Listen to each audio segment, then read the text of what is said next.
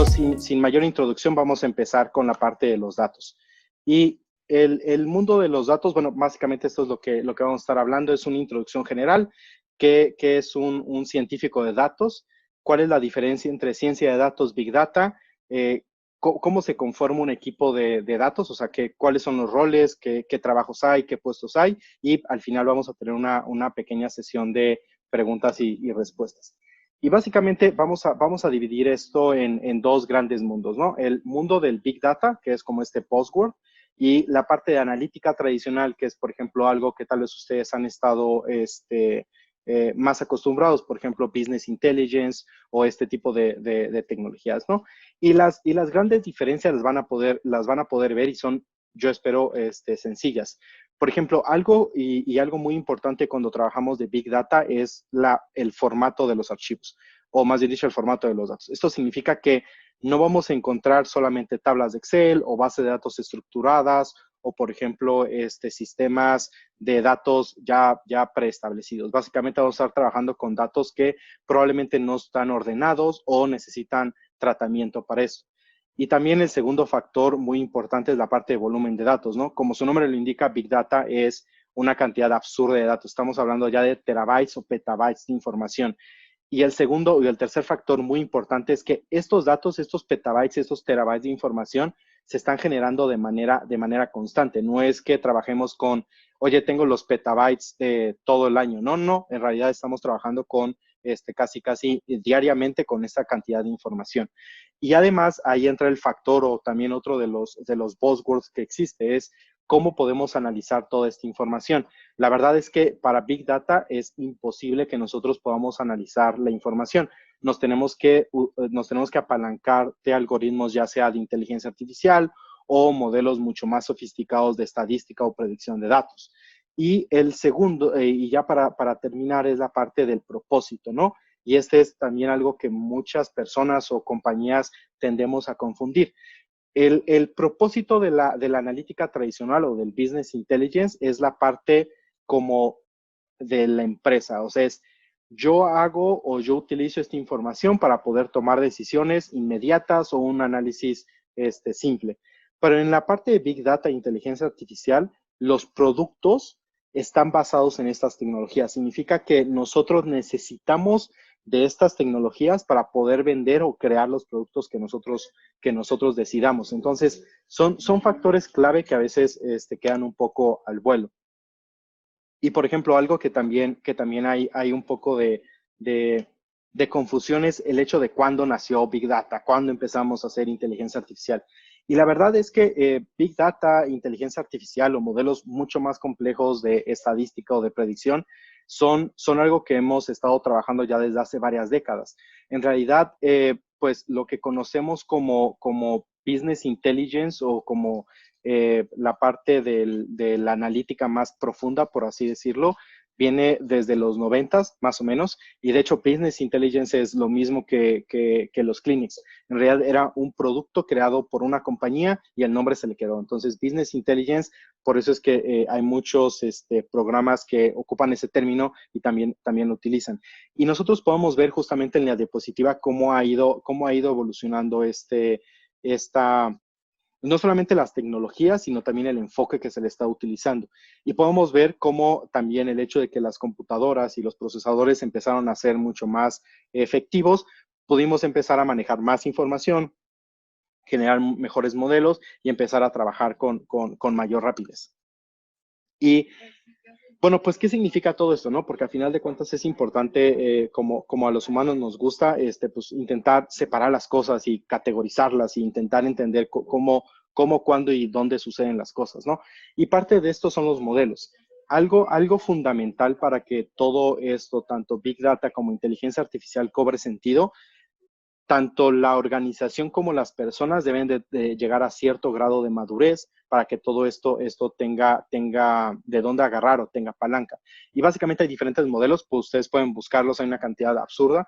De los más simples y de los que a mí me gustan, que se podría quedar un poco en la definición, un poco, más bien dicho, en una definición más enfocada a algo tradicional como Business Intelligence o Power BI, por ejemplo, la herramienta de Microsoft, es este diagrama, ¿no? Es yo tengo datos, ¿qué quiero hacer con los datos? Necesito hacer una acción, entonces necesito analizarlos para generar insights, reportes o estadísticas o algo así, que esta información me va a ayudar a decidir y, por ende, tomar una acción, ¿no? Este es, digamos, por así, el círculo virtuoso que nosotros estaremos generando con una estrategia de datos.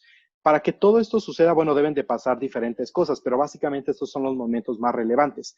Ahora, la parte de Big Data o algo mucho más sofisticado, no es que no tenga estos mismos momentos, es que las herramientas y el formato de las cosas cambia bastante. Ya estamos hablando de petabytes de información. Y los insights no los hace una persona o un área, los hace un algoritmo de inteligencia artificial. Y las acciones no nos esperamos 2 meses a tomar las acciones, se toman instantáneamente. Entonces, son estos factores son los que están jugando. Y para todo esto, pues, ¿qué es un científico de datos, no? O sea, hemos estado hablando de Big Data, hemos estado hablando de información, hemos estado hablando acerca de qué es lo que tenemos que hacer con todo esto, ¿no? Y hemos escuchado y hemos buscado en LinkedIn, oye, ¿qué es? Quiero yo trabajar como científico de datos, quiero trabajar como data specialist, pero ni siquiera las vacantes se parecen y es como un poquito raro, ¿no? Y creo que todo esto tiene que ver también por el hecho de cómo definimos un científico de datos. Y justamente me gusta esta analogía porque un científico de datos es una especie de patipus raro que tiene ciertas características, que a veces es un sombrero y a veces cambia y a veces es este carácter muy especial. Y todo esto tiene que ver sobre todo con lo que se necesita para ser un científico de datos. ¿Y cuáles son las habilidades, no? ¿Cuáles son como esta salsa secreta que todas las personas están buscando para obtener o para ser un científico de datos? Pues básicamente hay tres áreas, ¿no? Y estas áreas son muy interesantes en la forma en cómo intersectan y cómo nuestros perfiles pueden caer a cada uno de estos. Por ejemplo, tenemos la parte de hacking, ¿no? Pues son personas o son individuos que pueden meter las manos, saben hacer varias cosas, saben resolver los problemas on the go, están enfocados en diferentes áreas de expertise, no solamente en programar, tal vez tienen otras, ¿no? Tienen un área, un background bastante grande en matemáticas y en estadísticas, sobre todo en el último. Todo lo que tiene que ver con Big Data e inteligencia artificial está muy ligado a la parte de matemáticas y estadística. Y en el último factor, que es digamos, el último círculo de aquí abajo, es todo lo que tiene que ver con el expertise. Y esto es algo que tal vez muchas personas no lo ven, pero los mejores científicos de datos o los mejores analistas de datos son los que tienen un background de otro perfil o de otra área. ¿Y esto qué quiere decir? Pues nosotros cuando estamos interpretando datos, estamos analizando datos, mucho de lo que nosotros estamos haciendo tiene que ver con la percepción que nosotros tenemos o con el bagaje del conocimiento que tengamos. Entonces, por ejemplo, si yo soy un experto en biología y estoy ocupando herramientas de Big Data o inteligencia artificial, significa que mi especialidad va a ayudar a que lo que yo sea que estoy implementando en tecnología se exponencie millón de veces. Entonces, es muy importante y en los mejores equipos, créanme, no todos son ingenieros, no todos son matemáticos, no todos son estadísticas.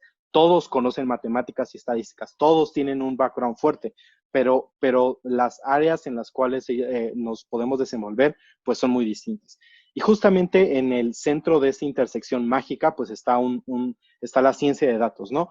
La intersección entre hacking y las matemáticas, pues es machine learning, ¿no? ¿Cómo le enseñamos a las máquinas que hagan algo? En la parte de hacking y expertise, pues ahí es donde tenemos a los hackers realmente, ¿no? Son personas que conocen muy bien un tema y también tienen la habilidad de poder meterse, mover y hacer todas las cosas. Y en algo más tradicional, si yo tengo un conocimiento muy grande de un área específica y además un conocimiento grande de matemáticas y estadísticas, es lo que se dedicaría a una metodología tradicional de research o de análisis. Y podemos definir esto de otra forma, ¿no? ¿Qué es lo que necesita tener un científico de datos? Necesita tener matemáticas y estadística, necesita saber codificar, necesita entenderse con las máquinas y en el último punto debe de saber explicar absolutamente todo lo que es. Parte importante y fundamental y algo que he visto que muchas personas no le ponen suficiente énfasis es en la parte de comunicación o los soft skills. Si nosotros solamente somos unos ermitaños que nada más estamos trabajando con los datos y no podemos explicar o crear productos alrededor de ellos, pues al final de cuentas nuestro esfuerzo se queda mermado. Es por eso que es muy importante que también nos sentamos cómodos hablando, que estemos cómodos creando cosas, que estemos cómodos presentando y ese tipo de cosas, ¿no? Y básicamente esto nos daría el abanico de habilidades que debería desarrollar un científico de datos. Y para esto, pues también es importante entender la diferencia entre la ciencia de datos y el business intelligence, ¿no? Business intelligence, como lo había mencionado, es algo un poco más estandarizado y por lo general, cuando estamos hablando de business intelligence, todos vamos a entender lo mismo, ¿no? A diferencia de data science, que digo, todos deberíamos de tener un cierto entendimiento de data science, pero lo que suele suceder es que cada empresa va a tener una implementación distinta porque data science, al igual que la inteligencia artificial, se tunea para cada una de las necesidades, no son genéricas, por así decirlo. Y un factor clave de todo esto es que a veces muchos o nosotros o las empresas pretende tratar el business intelligence como si fuera big data. Y esto quiere decir que no estamos viendo a los datos como son datos y no estamos entendiendo que para que tengamos que implementar cosas de data science es porque hay desorden en los datos, porque no nos da ya literalmente la estadística básica para poder resolver las preguntas. Ya no una regresión lineal, ya no nos está dando todas las soluciones. Un clustering no nos está encontrando todos los factores clave. Ya necesitamos que empezar a crear productos alrededor de estos datos. Y como les mencionaba, el último factor muy importante es la parte de la interdisciplinaridad, por así decirlo, de los equipos. Nosotros no queremos equipos homogéneos, queremos equipos con diferentes backgrounds, con diferentes habilidades, porque este mix de capacidades, habilidades y herramientas es lo que hace efectivo a una empresa cuando aborda temas de ciencia de datos. Y algo importante, y es algo que siempre debemos de tener en nuestras mentes, es que para que nosotros seamos efectivos cuando estamos implementando Big Data, debemos de entender que todas las herramientas, tanto de estadística, matemáticas como de programación, son herramientas. Y las herramientas nos ayudan justamente a que nuestro trabajo sea más efectivo. Y para que nosotros podamos utilizar las herramientas de la forma adecuada, necesitamos entender cuáles son las características de nuestro trabajo. Y aquí la importancia de entender por qué, por ejemplo, el volumen, la velocidad y la variedad y la veracidad de los datos son factores clave cuando estamos ocupando estas herramientas. Por ejemplo, algo que nunca encontraríamos en un business intelligence tradicional es la veracidad de los datos. Cuando estás trabajando en business intelligence o cuando estás, por ejemplo, hablando de datos contables, por ejemplo, excepto que tú esperes que exista un error en los datos contables, tú vas a tener cierta certeza de que siempre los datos van a ser en cierto formato y vas a saber que los datos son reales. En Big Data no sucede eso. Muchas veces estamos lidiando con ruido, basura, caos en nuestros datos. Y eso es algo que nosotros debemos de entender y debemos de prever cuando estemos desarrollando todas nuestras herramientas o productos que queramos sacar. Y bueno, en realidad una cantidad absurda de características de Big Data.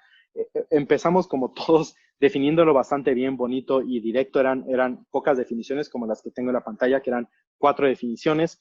Luego les empezamos a agregar otras Bs y otras y otras y otras. Y de hecho ahorita hay 42 Bs que son las características que definen a Big Data. Pueden ver el link en la parte de abajo. Pero la verdad es que esto es un poquito más fuera de la discusión, pero definitivamente es importante entender qué es lo que hace relevante a los datos o qué es lo que hace que el trabajo vaya a ser importante. Y, por ejemplo, algo que nosotros debemos de entender es, pues para todo esto, ¿qué vamos a estar haciendo con los datos, no? ¿Qué es lo que vamos a estar trabajando? ¿Qué vamos a hacer día a día en los datos? Y básicamente, esto sí se los puedo decir con cierta certeza, se puede definir en 3 grandes momentos del científico de datos. Uno es la ingeniería de datos, que esto lo puedo decir una vez más y lo voy a repetir sobre todo cuando estemos haciendo el ejercicio en vivo, es limpiar datos y asegurarnos de que los datos son confiables y que estamos que tenemos certeza absoluta de que la información necesaria para tomar la decisión esté en el lugar adecuado es parte fundamental de lo que vamos a estar trabajando.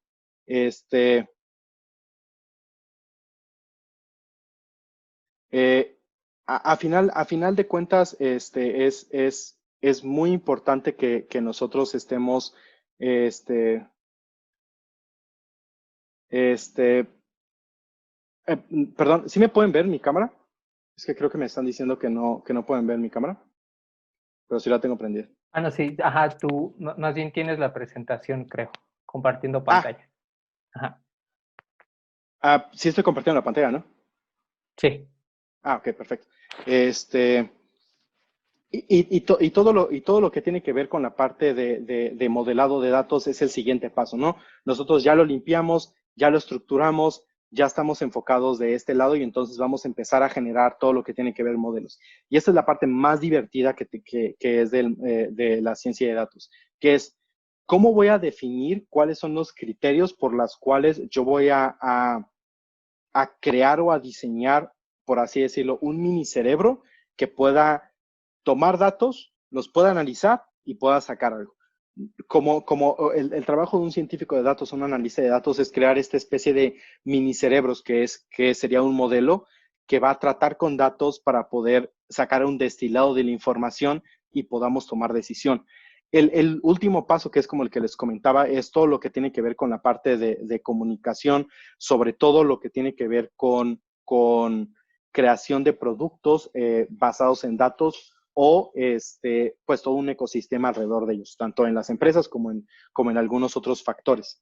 Um, de los siguientes puntos, este, eh, los analistas, o más bien dicho, cómo se definen los analistas de datos o cómo se unen en este rompecabezas que son los, los, los equipos de datos, es todo lo que tiene que ver todo lo que tiene que ver con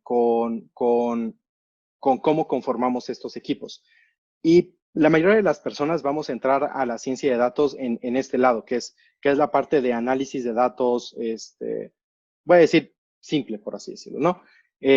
Todo lo que tiene que ver con otros factores es la parte pues que tiene que ver con administración de datos, análisis cuantitativo, un analista de business intelligence, por ejemplo, que son el primer filtro.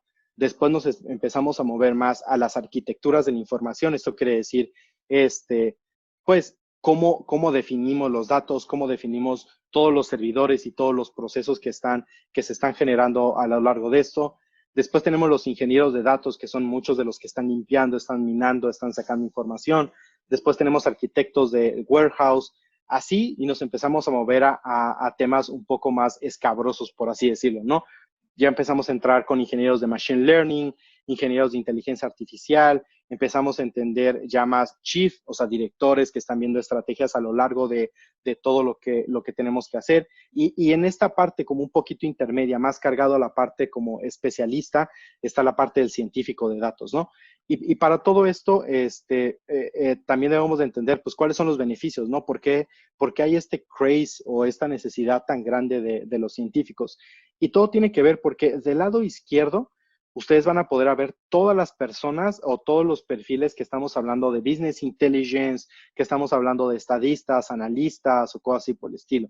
En la mitad de la tabla, o sea, ya estamos hablando de personas que están ganando $100,000. Esto es para Estados Unidos y estamos hablando anuales. Son $100,000 anuales. Por ejemplo, ya estamos hablando de analistas mucho más capacitados, gestores de infraestructura, managers de datos.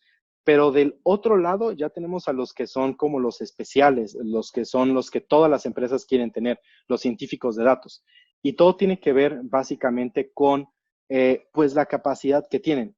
Un científico de datos, por así decirlo, es una especie de one man band. O sea, él puede hacer mucho de muchas cosas y tiene la capacidad de crear cosas, por así decirlo, desde el aire. Y eso es básicamente lo que están buscando. Y estos son un poco los perfiles que tendrían, ¿no? Y pueden ver que conforme vamos a ir avanzando a los siguientes slides, pues las capacidades técnicas empiezan a incrementar también, pero también los otros skills. Empiezas a tener más necesidad de entendimiento de datos, estadística, uso de herramientas, programación, ya piensas a tener otro tipo de mindset. Y por ejemplo, en la parte de los analistas de datos, que es, por así decirlo, lo que la mayoría de los perfiles entrarían como a este escenario, es la parte pues de analista, ¿no? O detective de datos, por así decirlo. Y este detective de datos, pues es el entry level, por así decirlo, del mundo de los datos. Y la mayoría de las veces su stack o sus herramientas, pues van a ser, por ejemplo, R, Python, HTML, JavaScript, C, C++ o SQL, que es de todo lo que acabo de nombrar, son herramientas que me ayudan a limpiar información, visualizar información, estructurar información y explorar información. Entonces, todo eso empieza a girar. Y conforme nos movemos, por ejemplo, a un analyst, pues tal vez ya no necesita tantas herramientas, ya no está haciendo un trabajo tan laborioso en la limpieza y el análisis, y ya empieza a utilizar otras herramientas que le permiten tomar decisiones con mucha más certidumbre o tipo de cosas. En la parte ya empezamos a necesitar administradores, por ejemplo, o estadistas que se encargan de optimizar modelos, poner modelos o implementar herramientas mucho más complejas.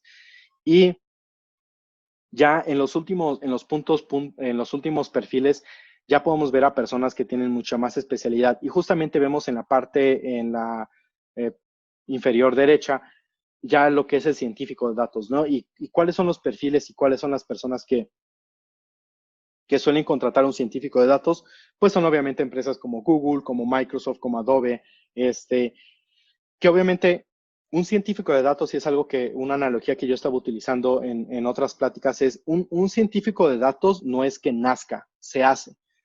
Un científico de datos estás pagando su expertise en el manejo de los datos, su capacidad para resolver muchos problemas y la capacidad de análisis y la capacidad de poder ver un problema muy grande y poder empezar a encontrar una solución. No necesita encontrar la solución de golpe, pero sí necesita empezar a entender por dónde va el camino.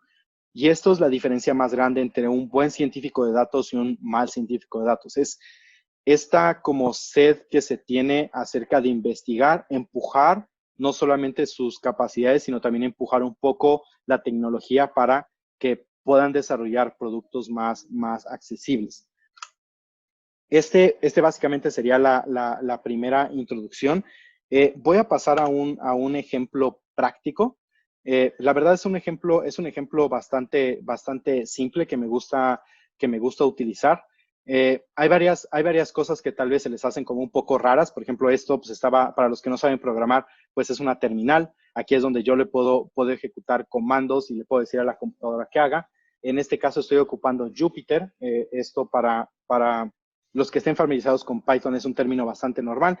Es una forma interactiva de programar o analizar datos. Es muy utilizado por los científicos de datos porque nos permite, como parte de nuestro trabajo, es contar historias con los datos. Entonces, lo que nos permite justamente los Jupyter Books es poder ir casi línea por línea, ir analizando los datos, poner comentarios y empezar a jugar con información. Para este ejercicio, voy a utilizar un book, como se le suele llamar, de uno de nuestros freemiums que nosotros tenemos aquí en Bedu. Este es un curso freemium que he estado trabajando específicamente para Bedu, que es una introducción a la estadística. Como les mencioné varias veces, los primeros pasos del análisis de datos, el 99.9% de las veces tienen que ver con estadística y limpieza de datos. Básicamente, pues corremos modelos que ya sabemos que están funcionando.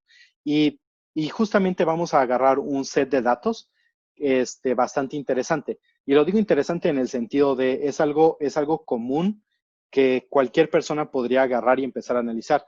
Y este es el record o toda la información o la base de datos de los sobrevivientes del Titanic. Básicamente, esto es un set de datos que se utiliza bastante para entrenar modelos, predecir información, enseñar limpieza de datos, estadística. De hecho, si ustedes están interesados en datos, si tomaron algunos otros cursos o han entrado a algunos otros concursos, de hecho, probablemente ya vieron este set de datos. Es como parte estándar, es como un hola mundo en los datos. Y bueno, como les había comentado, lo que nosotros vamos a hacer en este book, y como todo buen científico de datos, vamos a tener una meta. No vamos a tener una hipótesis, pero vamos a tener una meta. Eso es muy importante. Los científicos de datos, a pesar de que pudiera parecer que tenemos hipótesis cuando vemos los datos, es preferente dejar que los datos nos empiecen a platicar las cosas para que nosotros después empecemos a enfocarnos en diferentes cosas. Entonces, básicamente aquí estoy contando un poco de la historia porque yo no sé quién va a ver este book, por ejemplo. Tal vez lo voy a enviar a alguien más del equipo o algo así. Entonces, intento explicar todo, doy el contexto de qué es el Titanic para las personas que no lo sepan y además hacemos el planteamiento. Vamos a calcular la probabilidad y la expectativa de condición, o sea, cuáles son las condiciones que hacen que los pasajeros puedan sobrevivir. ¿Y qué tiene que ver esto con la ciencia de datos? Algo fundamental. La parte de la predicción y la parte de hacer como cálculos al futuro, definitivamente tiene mucha relevancia en el business intelligence. De hecho, es todo un área específica. Pero en la parte de Big Data y la parte de inteligencia artificial y en esta coyuntura está la parte de intentar predecir información a pesar de que yo tengo muchos huecos en información. Esto quiere decir que voy a dejar que la computadora se sienta cómoda con una predicción, básicamente. Y para que primero yo pueda generar un modelo, pues necesito limpiar los datos, entender los datos y yo hacer un análisis principal.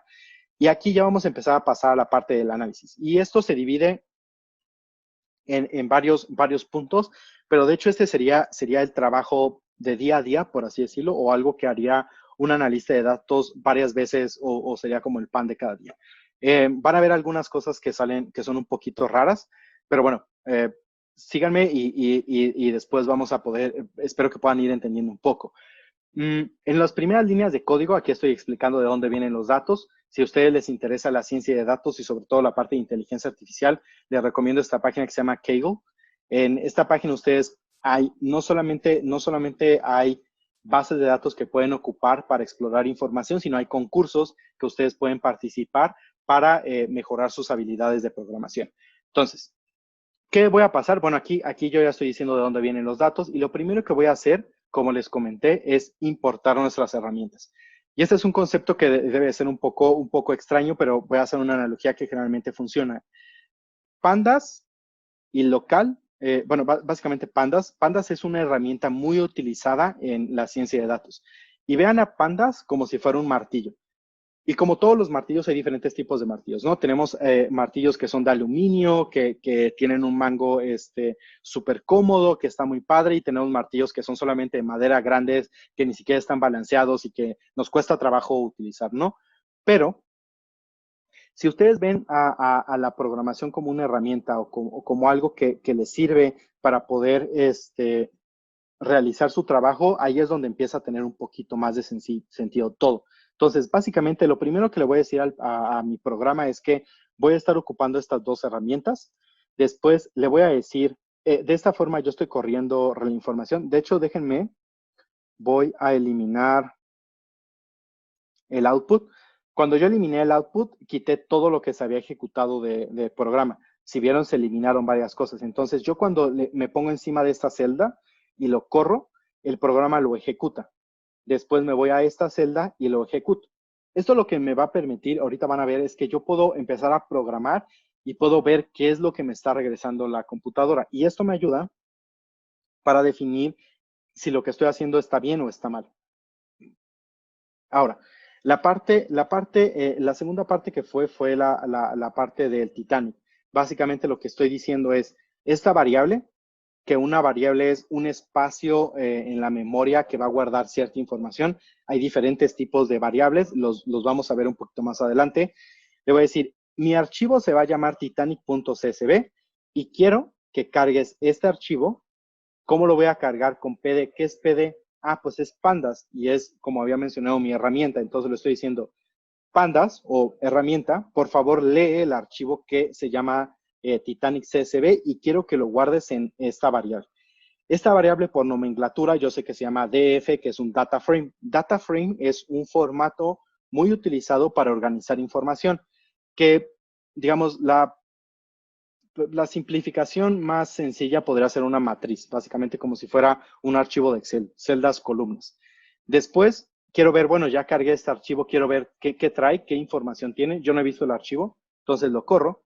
Y lo que sucede es que mi martillo mágico tiene una función. Esto quiere decir que alguien, otro ingeniero, desarrolló un método o una función que me ahorra mi trabajo. Significa que yo no siempre tengo que estar escribiendo todas las cosas. Más bien dicho, puedo ocupar las herramientas de otras personas, los features que tiene mi martillo para ir construyendo más. Entonces, info lo que hace es imprimir, bueno, sacar mi información. Y entonces, lo que me está regresando es que yo tengo 891 entradas, básicamente tengo 891 datos, tengo 12 columnas. Estas son todas las columnas que yo tengo. Tengo Passenger ID, Survive, P Class, Name, Sex, Age, Siblings, Parts, Ticket, Fare, Cabin, Embark. No sé muy bien qué significa, pero bueno, ok, tengo varias columnas que tienen cierta información. Del lado derecho puedo ver que hay diferentes tipos. Como yo les mencioné, las variables pueden tener diferentes tipados. Uno de los tipados es int, que significa que es un entero. Básicamente es un número negativo o positivo del menos infinito al infinito. Obviamente las computadoras no manejan infinitos, hay un número duro hay un tamaño duro que puedes guardar un entero. Tienes objetos, que los objetos en el caso de Python, los objetos son una especie de wildcard, por así decirlo. En este caso me estoy refiriendo a este objeto. Yo ya sé que es un string. Un string significa que es un carácter, o sea, lo que esté en el alfabeto, por así decirlo. Después está la parte float, que es lo mismo que un entero, pero con puntos decimales, 1.1, 1.2, 20. Tengo más enteros, otro flotante, otros objetos. Entonces, ok, puedo entender que mis datos vienen en enteros, números, en objetos que son string, que son caracteres, en flotantes, que son decimales, ¿no? Ok, bueno, ya entiendo más o menos un poco de cómo está conformada mi información. Después pasamos a la parte de las columnas. Quiero nada más sacar las columnas, quiero entenderlas. Entonces, lo que nosotros hacemos es, le pido igual a mi martillo que me saque todas las columnas que él tiene de este archivo. Entonces, mágicamente lo va a sacar. Y aquí ya tengo todas las estas, ¿no? Y aquí esta parte es muy importante. Y lo digo porque es muy importante, porque es también parte fundamental de todo lo que tiene que ver con ciencia de datos, es dar contexto de la información. ¿Qué significa survive? ¿Qué significa P-class? ¿Qué significa sex? ¿Qué significa age? ¿Qué significa SIPS? Todo ese tipo de información es muy relevante para toda la parte del análisis que estamos haciendo. Porque lo que nosotros queremos tener es una certeza de todo lo que está dentro de estos campos tiene relevancia para el negocio, para lo que sea que estemos haciendo. Entonces, por ejemplo, aquí sabemos o podemos ver en la definición y de dónde saqué esta información, pues de hecho la pudimos haber visto aquí, de donde yo saqué la información. Kaggle nos da una explicación de qué es lo que viene, lo que hice fue copiarla de este lado. Survive es una llave, si es 0 es no, si es 1 es sí, ok, entonces esta variable me dice si la persona de la que yo estoy hablando sobrevivió o no al evento. Tenemos P-class, que es si estuvo en primera, segunda o tercera clase. Sex es si fue femenino o masculino. Años, age es la edad. Los siblings es el número de hermanos o hermanas o cónyuges a bordo del Titanic, ok, eso está interesante. Parch es el número de padres o niños a bordo del Titanic, lo cual es interesante. Aquí yo puedo entender que hay una relación en estos dos datos. Ticket, el número de ticket que tenía. Fare, cuánto pagó. La cabina. Y Embark es de dónde salió. Si salió de los diferentes puertos, ¿no? Ok, entonces ahora ya puedo ver esta información de otro contexto y entender pues todo lo que estaba sucediendo de este lado.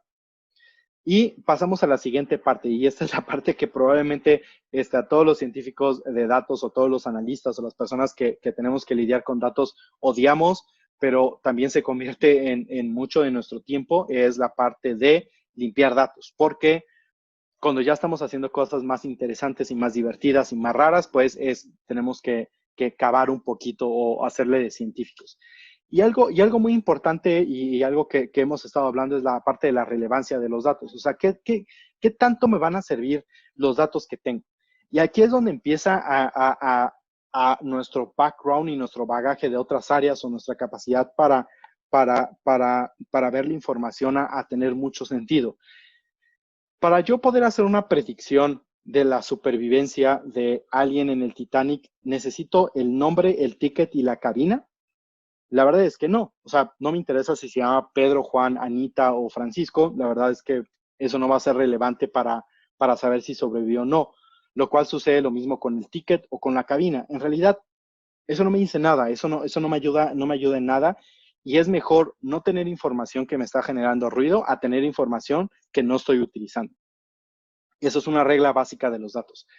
Nosotros no guardamos información nada más porque queremos guardar información. Guardamos información porque sabemos que es valiosa y que la vamos a utilizar en el futuro. Y aquí es donde, por ejemplo, igual ocupamos nuestras herramientas. Lo que estoy haciendo es definir las columnas, y estas van a ser las columnas que yo voy a eliminar. Después le voy a decir a mi martillo que quiero tirar, drop, estas columnas en el axis 1, que significa que son mis verticales, perdón, que son mis verticales. Si yo hago esto e imprimo las cosas, me doy cuenta que ahora me salen 9 columnas, ahora ya no me imprime todas, con respecto a las 12 columnas que yo tenía, ¿no? Entonces, efectivamente, ya eliminé las columnas que no me interesaban y ya me quedé con la información más relevante. Ahora, ¿qué pasa con los datos? Y este es el segundo, uno de los puntos que habíamos tocado en la presentación. ¿Qué pasa cuando no tengo datos completos? ¿Qué pasa cuando tengo huecos en la información por X, Y, Z razón, no? Pues la verdad es que no quiero trabajar con datos vacíos. ¿Por qué querría trabajar con datos vacíos? Y lo que voy a utilizar aquí es otra función que se llama drop none, que básicamente lo que hace Pandas es, en este data frame, va a iterar toda la información que sea none o nula, en este caso, o sea, que no existe, y la va a eliminar. Entonces, vamos a hacer eso porque es una limpieza muy rápida y además me sirve para no estar trabajando con datos bobos. Pero nos damos cuenta de algo no tan chido. Es que si yo elimino todos los datos default que no tenían información, solamente me quedo con 712 entradas. Y eso no está tan padre, o sea, de 891 entradas, que son las que yo tenía aquí arriba, de hecho, 891 a 712, pues sí es un factor interesante, y la verdad, el universo que yo estaba trabajando no era muy grande, y pues no está muy práctico que yo pueda hacer eso, ¿no? Entonces, pues vamos a encontrar otra forma. No es a bien desperdiciar datos, y podemos amasajear y darle un poco de cariño a los datos para que tengan más sentido. Y si se dieron cuenta, yo ocupé otra variable aquí. No fue la variable que yo he estado utilizando, lo ocupé aquí df, y aquí creé yo otra variable. Entonces, mi data frame original sigue existiendo, nada más hice el ejercicio de eliminar en otro data frame porque yo no estaba tan seguro de cuál iba a ser el resultado, no quería afectar estos datos. Pero ahora quiero conocer cuáles son los datos que son nulos, ¿no? Quiero entender qué está pasando. Y aquí hago un for. Un for es el pan de cada día, es lo que nos da a entender todo lo que tiene que ver la ciencia de datos. Un for es un iterador. Y esto quiere decir que vamos a agarrar el data frame y vamos a ir uno por uno y vamos a ir viendo qué es lo que está pasando. Lo que está haciendo esta sentencia es imprimir, básicamente. Y el mini análisis que hicimos es que la edad es el dato más importante que está vacío la mayoría de las veces. Tenemos 177 datos vacíos. ¿Y qué podemos hacer con estos? ¿No? Pues si yo tengo 177 datos de edad vacíos, pues puede que yo pueda hacer algo con la información. Ya no puedo ir a preguntarle a las personas porque pues ya sucedió lo del Titanic, ya las personas ya no están, entonces no puedo hacer nada al respecto. Pero lo que sí puedo hacer es interpolar los datos. E interpolar los datos es otra función que me permite Pandas, sin yo tener que estar haciendo, es busque el promedio, el mínimo y el máximo de todo y agarra los datos que yo tenía, y con los datos que yo tengo genera datos ficticios, por así decirlo, o datos estadísticamente relevantes, que es lo que yo quiero. Entonces, básicamente yo ejecuto la parte de interpolar. Después de que yo interpolé los datos, vuelvo a correr esta función y me doy cuenta que ahora efectivamente ya el edge ya lo arreglé, ya se pusieron datos, la media, la mediana de la información, promedios de todo esto, y solamente nos quedamos con Embark 2. Embark 2, la verdad, puedo trabajar sin dos datos, no hay ningún problema, no me interesa tanto. Ahora ya puedo limpiar, ahora sí, mi data frame con todos estos datos nuevos. Me quedo con 889, que es uno más de los, muchos más de los que ya tenía, y uno menos de los dos menos de los que tenía previstos. Y así ya podemos empezar a trabajar con un universo. no solamente de datos estándares, limpios, sino ya estructurados. Entonces me quedo con 889.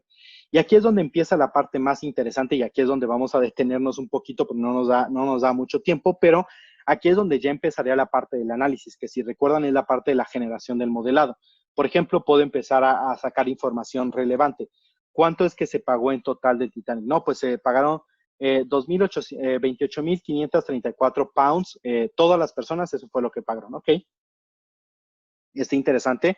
Podemos obtener la media, perdón, de la edad, que es 29 años, ¿ok? Entonces, ya empezamos a sacar datos básicos de todo esto, esta información que hemos tenido. Y básicamente esto sería como una pequeñísima embarrada de lo que haría un científico de datos, pero si ven, básicamente es la misma estructura que habíamos estado discutiendo en la presentación, que es análisis, limpieza, enfoque en los datos, volver a iterar y revisar por qué no están pasando las cosas, entender los datos, y una vez que tenemos una estructura ya estandarizada, ya podemos continuar con el análisis, ¿no? Pero la parte de limpieza y entendimiento de los datos es algo que siempre vamos a estar haciendo.